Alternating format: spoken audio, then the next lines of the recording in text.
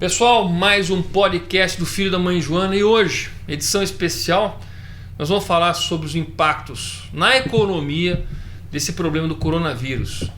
E o que eu já venho postando, tweetando, a importância de a gente ter liquidez para as empresas, para a gente ter empregabilidade, para a gente poder manter as empresas de pé para enfrentar essa crise, que acho que é uma das crises mais fortes, que ainda não chegaram ainda no Brasil com impacto, mas que já estamos vendo o reboque que está vindo na China, está vindo na Europa, e aí nós temos que nos preparar com visão estratégica, com responsabilidade, para poder minimizar os impactos, que impactos vão ter. Mas para isso, nesse podcast de hoje, temos Douglas Sandri fazendo os comentários políticos e também uma visão de um liberal, e Marcos Pinon, um especialista em orçamento da bancada do Partido Novo, que vai estar contribuindo para poder mostrar a realidade. Onde é que pode mexer? Onde é que o governo consegue fazer as suas movimentações e estrategicamente não quebrar a lei de responsabilidade fiscal? Onde é que a coisa vai pegar? Pinon está aqui para poder ajudar a gente a entender. Um dos maiores especialistas que contribui muito para nossa podcast aqui e para a nossa discussão. Douglas, palavras iniciais aqui para a gente começar esse podcast. Olá pessoal, momento extraordinário para o mundo, extraordinário para o Brasil também, e momentos extraordinários como esses exigem medidas extraordinárias, então a gente está aqui nesse podcast para falar quais são essas medidas e como a gente fazer uma retomada da crise sem que a gente cause outra crise ou que a gente não consiga sair dela depois. Marcos Pinon, suas palavras iniciais. Assim, o governo nesse momento, né, ele pode atuar de duas formas, né, ou aumentando gastos ou abrindo mão de receitas, que na prática são impostos que as empresas geram e que vão para o governo, né? Então, assim, ele pode atuar deixando esse recurso já com as empresas, né, sem precisar depois puxar e devolver como gasto, né? Então, assim, tem as duas formas de atuar. Mas a primeira ponto que eu queria colocar é o seguinte, Pinon, federal, impostos federais. Qual é a barra de impostos federais que hoje está no orçamento? Bom, hoje 1,5. Aí 1,5 trilhões, é isso? Isso, trilhão, 1,5 trilhão. Isso aí inclui também outras receitas primárias, não só de impostos, né? Mas assim, o grosso aí realmente são tributos federais. Mas isso estava no orçamento sem considerar crise, tá certo? Nós não estamos considerando crise. Perfeitamente. Agora, o que nós temos que imaginar? Há duas possibilidades do governo enfrentar o que vai acontecer. Ou ele programa que vai ter, de fato, menos receita, abrindo mão de recolhimento de tributos nesse momento, ou ele pode insistir em recolher e as empresas vão quebrar, e o efeito nos dois casos é o mesmo, que nós vamos ter uma redução. Vamos ter uma redução da arrecadação, que a gente não tem ideia aqui, pode ser menos 25%, pode ser menos 20%, alguma coisa vai acontecer aqui, não é isso, Pinon? Perfeitamente. Assim, o governo não fazendo nada, certamente ele já vai ter menos arrecadação, sem ele fazer nada. Ou ele pode tomar realmente alguma medida de preservar a saúde financeira, digamos assim, das empresas, né? Abrindo mão nesse momento, talvez, postergando um recolhimento de tributos, para que no futuro as empresas possam voltar a recolher da forma como esperado. E eu quero fazer uma análise aqui, Douglas. Arrecadação federal, estadual e municipal, porque na municipal tem uma pegadinha aí que nós temos que entender, porque os estaduais, né, arrecadação estadual não, municipal principalmente é sobre serviços, e serviços nessa crise eu acho que vai apanhar mais do que qualquer outro, porque serviço não tem demanda reprimida, né? Você não vai 3 vezes no cinema porque deixou de ir 2 vezes no cinema. Você não vai mais na academia porque deixou de ir na academia. Você não vai mais para o restaurante porque deixou de comer. Então o serviço tem essa pegada, mas nós vamos fazer essa análise depois, tá certo? Perfeito. Agora, queria entender, se o governo hoje, que é o que eu tenho tuitado, que eu tenho falado desde o começo, lá atrás, que a primeira coisa que tem que fazer é preservar a liquidez. Isso foi, inclusive, algo muito claro na crise de 2008. Na crise de 2008, havia duas possibilidades. Ou as empresas tinham a flexibilização das suas despesas, sejam elas trabalhistas, sejam elas não pagar tributos, e na época eu lembro muito bem que o governo não aliviou muito o negócio de tributo não. A coisa lá rolou solta. E aí muita gente quebrou por falta de liquidez. alavancado errado. Quem acreditava no Brasil, que estava investindo no Brasil, paga o preço.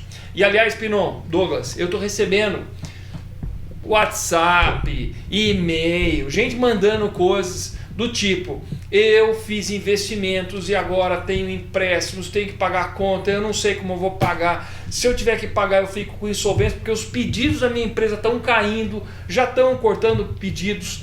Eu tenho um amigo que é dono de hotel, né? E ele, como dono de hotel, ele falou assim: é convenção, acabou, não tem mais convenção. Pessoas não estão indo para os hotéis porque não estão mais fazendo turismo, estão despencando o faturamento. Ele já está tendo que demitir. E ele tem que demitir agora porque tem recursos. E agora nós vamos discutir essa questão, se está na hora de demitir ou não e como é que a gente evita da demissão. Mas eu quero falar agora de orçamento.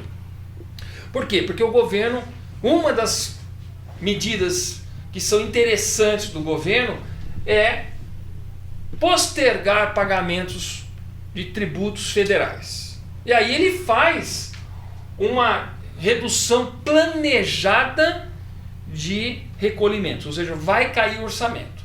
Mas, Pinon, o governo tem despesas obrigatórias, que compromete quanto do orçamento hoje? Isso dessa parte primária, que a gente fala que é o orçamento primário do governo, em torno de mais de 90%, então já está comprometido com despesas obrigatórias. São despesas que, independente se o dinheiro entrou ou não no caixa do governo, ele vai ter que gastar. Que então, é previdência, salário, funcionalismo, salário de funcionalismo, outros gastos que por lei tem que ser executados, como um Bolsa Família, por exemplo, que tem que ser feito, não é questionado. Isso. Tá, então 90% não tem jeito, já está comprometido, tá certo? Isso. E aí, se vai ter um planejamento na diminuição da carga tributária ou vai cair de forma forçada, o governo vai ter que... Isso, provavelmente o quê? Ele não conseguiria absorver essa queda de arrecadação por meio de contingenciamento. O que é contingenciamento? É você reduzir suas despesas, né, limitar a realização das despesas. Você não vai conseguir absorver esse impacto só com contingenciamento. O que provavelmente vai ter que ser feito é uma alteração de meta fiscal, que é o que limita, né, a essas despesas. Essa é uma meta fiscal. E aí meta fiscal vai ter que fazer emissão de títulos, uma coisa, não é isso? Isso, assim. E aí precisa pedir autorização para o Congresso. Isso, né? A meta fiscal hoje é em torno de 124 bilhões de déficit. Tá. É o que é o descasamento entre receitas e despesas primárias. Né, eu vou gastar 1,5 bi de despesas primárias, eu tenho 124 bi a menos de receita estimada. Certo. Quando essa receita estimada reduzir, né, ou seja, não vou ser mais essa diferença de 124, você vai ter que ir lá e corrigir isso na meta fiscal. Então, assim, o governo, ele, né, assim, desde do governo anterior, né, do Temer, ele já vem trabalhando, né, a equipe econômica até meio que manteve a linha de ir trabalhando uma redução de endividamento, né, porque é por aí que você consegue controlar o endividamento. Acontece que num momento de crise como esse, né, alguma coisa vai ter que acontecer, porque as empresas vão deixar de recolher tributos, as pessoas vão deixar de recolher impostos, não tem como, isso é inevitável, né? A economia parou, né? Vai parar. E aí nós vamos ter que, de forma talvez artificial, o governo vai ter que se endividar mais para poder passar essa fase. E endividamento do governo é dívida, querendo ou não, de toda a população. Toda a população. Afinal das contas, todo mundo paga isso. Tá certo? Não existe almoço grátis, não tem esse negócio de dinheiro público, né? É dinheiro de todo cidadão. Título do Tesouro, né? Tesouro Direto, que já é algo bem conhecido da população. Aquelas notas do Tesouro Nacional, tal, aqueles títulos que o Tesouro governo... Selic, né? Que agora estão com esses nomes. Vai ter que emitir mais... Ainda bem que a taxa de juros hoje está mais baixa, ou seja, vai custar menos para nós cidadãos, né? Porque quem paga essa conta somos nós mesmos, certo? Perfeitamente. Quero fazer algumas ressalvas aqui, só para deixar bem claro para quem nos ouve, que nós não estamos defendendo o mesmo tipo de medida que foi tomada em 2008 e depois de 2008, durante o governo Dilma, que nos trouxe até a crise que nós nos encontramos atualmente e que, aliás, nos prejudica muito no enfrentamento dessa crise, que é agora sim uma crise mundial, uma crise que envolve todos nós. As pessoas pararam no mundo inteiro de viajar, de se locomover, de produzir, no mundo inteiro, não é só o Brasil. Agora, o que as pessoas muitas vezes estão pedindo? Eu quero mais linha de crédito do BNDES, eu quero mais... Isso seria terrível. Essa é a solução que não deu certo, que é aumentar o gasto do governo, é baixar juros na marretada através do orçamento público. Isso seria péssimo. Por quê? para investir dinheiro na economia via banco público, você tem que escolher quem recebe. Por quê? Tem que fazer análise de crédito, tem que fazer análise de insolvência da empresa, tudo mais. E aí, quando acontece isso, tem sempre uma interferência política ou interferência de grupo econômico, o que não é bom de jeito nenhum. Portanto, em vez de arrecadar e redistribuir depois via BNDES, Caixa Econômica, etc., é melhor nem arrecada. Deixa o Estado longe do dinheiro das pessoas, a economia, assim que é natural, vai dar uma parada agora, a gente sabe, mas o que vai acontecer no dia seguinte? O que vai acontecer com a parte da economia que não vai parar? Tem uma parte da economia que não vai parar. Não pode parar, que é a produção de álcool gel, produção de alimentos, produção de... Por mais reduzido que vai ser agora a atividade humana, as pessoas vão interagir menos, vão sair menos, ainda tem coisas que devem funcionar, hospitais e tudo mais. Então, é muito importante deixar isso muito claro, que a gente não está propondo aqui medidas populistas. E a segunda ressalva que eu faço, o Pinhon aqui comentava mais cedo com a gente, não é boa a sinalização, nunca é boa a sinalização de um afrouxamento de gastos, um afrouxamento do déficit do governo. Nós vínhamos desde o governo Temer, depois do desastre da Dilma, contendo ano a ano, recuperando a sensação, confiança do investidor, tanto brasileiro como externo, de que nós estávamos controlando as despesas públicas e contas públicas. Porém, é um ano extraordinário, é algo que aconteceu que não tem parâmetro na história, talvez desde a Segunda Guerra Mundial, que não tem um evento mundial desse tamanho, de pessoas em casa e tudo mais, com tamanho impacto na economia mundial. Então, por ser um ano extraordinário, tanto investidor interno como externo vai entender muito bem por que esse ano pode-se fazer um alargamento no déficit e na previsão do déficit fiscal. E digo mais, né, para a gente poder entender, quando o governo deixa de recolher tributos e deixa esses recursos com a capilaridade de toda a economia, de todas as empresas, ele é mais efetivo como uma política de empregabilidade, porque ele está, de alguma forma, assim, irrigando a economia como um todo e todo mundo. Quando ele quer pegar mais recursos ou acabar se endividando mais ainda para fazer aqueles programas de aceleração de crescimento, aquelas porcarias que vamos gastar, vamos fazer Copa do Mundo, nacionais, vamos fazer estádio. Conclusão, a gente gasta mal, a gente concentra ainda mais recursos em poucos. A gente acaba quebrando muitos pequenos que empregam e acabam acelerando ou criando musculaturas artificiais, anabolizadas de setores da economia que hoje estão assim muito em frangalhos, né? Vamos ver as grandes empreiteiras que saíram super bem depois da crise porque teve injeção pesada, hoje praticamente estão todas quebradas, gerando até um problema na economia porque elas não pagam suas dívidas, né? Vai ver aeroporto de Viracopos, um monte de aeroporto aí que não pagou um monte de fornecedor porque simplesmente pedalou. Então, o dinheiro ficando com o cidadão comum, com o pequeno empresário, ele é muito mais socialmente bem empregado. Outra questão importante, que aí nós temos que falar sobre as questões trabalhistas, as relações trabalhistas.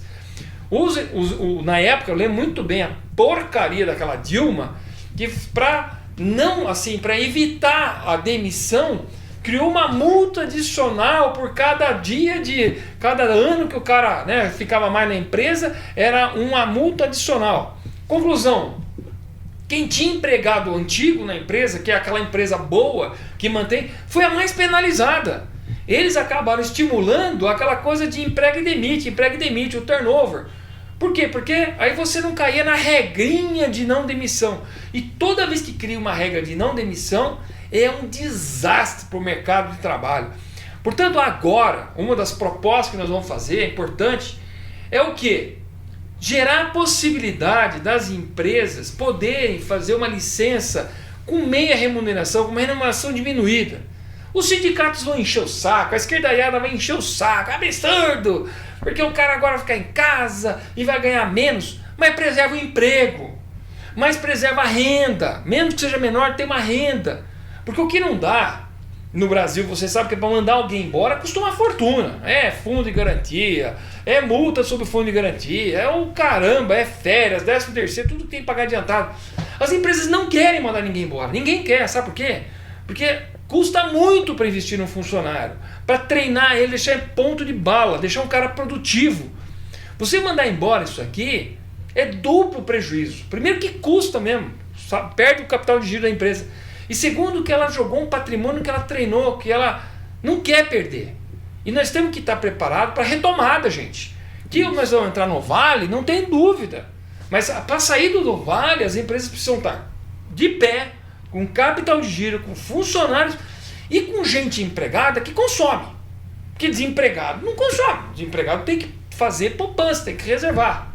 Então essas políticas que nós temos que imaginar, que as pessoas ficam criando aí, dificulta a demissão, proíbe isso, proíbe aquilo, só piora a situação das empresas que são as grandes geradoras de emprego. Pirão, você quer falar uma coisa? Era isso aí, que a crise do coronavírus vai passar. Então, assim, esse impedimento de circulação de pessoas, isso vai passar. Agora, a crise na economia pode ser permanente, assim, pode ser um impacto muito maior se essas medidas não forem tomadas. E a gente tem que deixar pavimentado o chão agora para recuperação e para que quando o Congresso volte com tudo, possa aprovar as reformas que são fundamentais. Agora a gente vê que está tudo se organizando para saber como vai ser feito. O Congresso não vai fechar, isso é importante. A Câmara vai trabalhar de alguma forma ou de outra. Isso é importantíssimo de ficar aqui e não tem outro jeito. Agora, mais do que nunca, as reformas são fundamentais. Primeiro medidas paliativas e depois reformar a economia. E agora o que acontece? Nós temos algumas PECs aí importantíssimos que o governo nem sabia que ia ter coronavírus, mas já tinha mandado.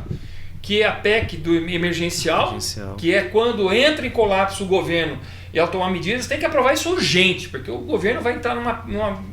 A PEC dos fundos, aquele monte de fundo que tem dinheiro guardado, um monte de fundo que não tem uso nenhum, é recursos que o governo pode usar na medida do possível, de forma inteligente. Estou certo, Pino? Estou errado? Correto. Inclusive compensar o endividamento. O dinheiro desses fundos vão ser usados prioritariamente para reduzir o endividamento. Então, no momento desse, a gente está propondo aqui, talvez, afrouxar um pouquinho o déficit fiscal e, com isso, consequentemente, aumentar um pouquinho o endividamento. Com o dinheiro do fundo, você pode ser compensado, inclusive. E ainda temos a MP 905 da carteira verde e amarela. Apesar de um monte de gente indo contra, que quer defender isso, mas é uma medida que preserva a geração de emprego, estimula a geração de empregos.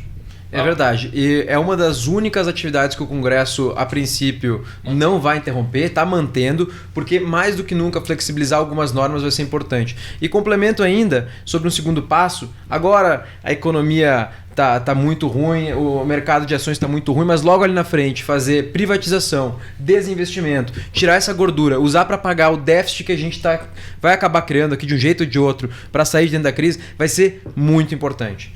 Bom, pessoal, quem mais a gente pode falar sobre essa questão de orçamento, Pinon? Do federal, que eu quero falar um pouco de municipal rapidamente, para também não ficar muito longo esse vídeo. Assim, a única coisa que eu acho que é importante falar também é que tem tributos federais que são partilhados com os demais entes, né? Sim. Já até introduzindo o que você pode estar pensando em falar agora, como imposto de renda e IPI, né? Que são os principais. Então, assim, tem que ter realmente um cuidado com isso, porque você não vai impactar só o orçamento da União, mas dos demais entes federados. Pinon está falando uma coisa seguinte, poucas pessoas sabem, mas por exemplo, o IPI que o governo federal recolhe, 25%, quanto que é? Tem uma porcentagem boa que vai para os municípios. E lá atrás, lá em 2008, o governo querendo fazer um estímulo para a questão de indústria automobilística, fez o quê? Reduziu o IPI violentamente. Isso. Aí fico achando que é só um problema de federal, mas não, porque aí o repasse para os municípios foi completamente comprometido. Prejudicou demais os demais entes. Prejudicou muito os municípios. E vamos lembrar que o cidadão mora onde? Nos municípios. Ninguém mora aqui no governo federal. Que é onde está a estrutura de saúde para combate à epidemia. Onde está, exatamente, isso. Muito bem lembrada. A estrutura de saúde para combater a epidemia e poder dar saúde nas pessoas. Mas, o Pinon está falando aqui, então, dessa redução que vai acontecer, o que é importante? É melhor fazer uma redução planejada e que garanta a liquidez das empresas e a empregabilidade do que uma coisa não planejada que quebra as empresas, também vai cair a arrecadação de qualquer jeito, só que empresas quebradas na recuperação não se recuperam, demora muito mais. Então é melhor fazer uma coisa planejada e manter as empresas, manter os empregos, para a gente se preparar para a retomada, do que sair quebrando todo mundo e depois, na retomada, é uma crise muito mais alongada, que é o que aconteceu no Brasil. O Brasil, para sair da crise, demorou um monte. Aliás, não saímos da crise até agora. Quem estava achando que ia sair com crescimento de 1%, 2%, nem 2% chegava, né? 1% ao ano do PIB, enquanto as outras economias deram uma super deslocada e subiram. Agora, Nós temos mais dois entes, nós temos estadual e federal, que também vão ter que fazer sua parte nesse sentido. Municipal é que vai ser um problema, porque a base dele é o serviço. Serviço não acumula. Serviço você ou consome ou não consome. Então os municípios vão ter dificuldades nesse momento, tá certo? E na pauta estadual, é importantíssimo que os governadores, secretários da Fazenda olhem com muita atenção aqueles que têm substituição tributária, porque isso é imposto antecipado e as margens com certeza vão cair. Agora o preço de pauta, que aquele que calcula a substituição tributária, com aquela complexidade toda, precisa reduzir para afrouxar também a cobrança de tributos em cima de quem produz, que é antecipada, é um dos impostos mais nefastos que existem no mundo, que é o ICMS com substituição tributária. O Douglas está falando uma coisa que eu estou pregando desde o começo. Olha o que vai acontecer com as economias do mundo. Olha como o sistema tributário, baseado em imposto sobre valor agregado, ele, ao mesmo tempo que vai cair mais rápido a arrecadação do Estado, vai levantar muito mais rápido quando a economia passar. Por quê? Porque imposto sobre valor agregado ele é baseado no dia, no momento exato, no momento data zero do que a empresa está passando. Então, se a minha empresa hoje começa a vender menos, começa a vender mais barato, com margens apertadas, porque uma empresa, um empresário é o seguinte, gente, a coisa apertou, ele vai baixar preço, vai começar a vender assim abaixo do que pode para poder continuar girando. É a tal expressão de vender almoço para comprar jantar. Talvez ele nem compra muito jantar, compra um jantar menor, mas ele tem que girar, a empresa tem que girar. Muitas vezes a gente vende para girar, para pagar custo fixo. O que é custo fixo, que não entende? É salário, é aluguel, é muitas vezes a prestação de serviço que você contrata, de nuvem, de internet, de portaria, de limpeza. As empresas vão ter esses custos fixos, então muitas vezes a gente vende almoço para comprar jantar. Aí quando você paga imposto sobre valor agregado, como você agregou pouquinho valor, porque você está dando aquela vendida assim só para girar, o que acontece naturalmente no mês seguinte para as empresas? Paga menos imposto. Para o Estado isso é meio ruim, porque imediatamente já começa a cair a arrecadação de tributo. Mas por outro lado, quando a economia retomar, você começa a aumentar o agregado valor, você começa a pagar tributo mais rápido. Então é um sistema tributário que ao mesmo tempo que você retoma rapidamente. Agora, um imposto que nós temos no Brasil, com lucro presumido, regime do simples alargado pra caramba, essa questão de substituição tributária, é tudo na presunção. Então, as empresas no Brasil hoje, mesmo que elas vão baixar a margem, vão diminuir para vender almoço, né, para comprar jantar, elas vão pagar tributo como se estivesse tendo lucro alto. Porque a presunção do governo é fixa, ela não muda. E agora, com a questão sobre substituição tributária, na substituição tributária o governo estima como cada um vai cair na cadeia, chamado margem de valor agregado, e traz para valor presente. Eles não vão mudar isso rapidamente, vão demorar, porque isso significa faturamento. Mas isso também significa quebradeira de empresas. E as empresas vão ter que saber decidir se vão pagar funcionário, fornecedor ou imposto. Aí não vão pagar imposto. Você sabe que no Brasil não pagou imposto, a multa já nasce enorme. Você paga a alíquota que é de reajuste de imposto, é maior do que Selic, que tudo, é um inferno, aquilo vira uma bola de neve, ou seja, nós vamos endividar mais ainda. E aí, Pinon, nós aqui nesse gabinete aqui, nós fizemos um projeto de lei para parar de criminalizar a inadimplência. Eu vou falar uma coisa, se essa lei ficou mantida, nós vamos botar todo mundo na cadeia. Tudo que é empresário vai para a cadeia, porque os caras não vão conseguir pagar ICMS. E aí como é que fica? Então, gente, a reforma tributária não vai entregar agora, mas ela é urgente. E vocês vão ver que as economias europeias e americanas vão retomar o crescimento rapidamente. A nossa vai ser um sufoco de uma coisa torta por causa do sistema tributário que atrapalha, porque em vez de ele acompanhar pagamento de tributo conforme a tua margem de valor agregado, conforme o teu lucro, ela não, é flat, cobra do mesmo jeito. Você está na situação ruim, cobra do mesmo jeito como se estivesse na situação boa. Eu queria interromper, terminar essa live aqui, esse podcast, tudo que nós estamos fazendo hoje ao mesmo tempo, mas acho que o recado foi dado. Quer contribuir com mais alguma coisa, Douglas? Eu quero agradecer a audiência, dizer que nós teremos mais desses materiais. Nós vamos postar aqui diariamente questões importantes. O Ministério da Economia também deve fazer novos anúncios aí de medidas. Sim. E a gente espera que seja nessa linha, deve ser nessa linha. Eu tenho certeza que o ministro Paulo Guedes não vai, de maneira nenhuma, enviesar para o lado do que foi feito no passado recente do Brasil, que nos trouxe até aqui. Pirão, eu queria agradecer muito a contribuição.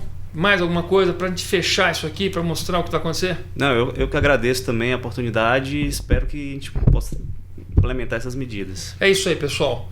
Foco no emprego, foco na liquidez, foco na retomada, foco na gente conseguir sair dessa crise. Ela vem, ela não chegou ainda, não está batendo ainda, assim, de imediato. Alguns setores já estão sofrendo muito. Tudo que é turismo, aviação, toda a parte de entretenimento, tudo que é grandes... que chama convenções, de eventos, isso já está apanhando agora. Mas outros setores também vão ter essa dificuldade. E o importante é, essa equipe econômica que eu acredito demais, faça medidas, tenha a visão de a gente poder sair dessa crise. Vamos em frente, que nós temos muito a fazer e lutar ainda mais pelo Brasil. Muito obrigado, pessoal, pelo podcast e por esse vídeo que nós vamos agora botar no ar.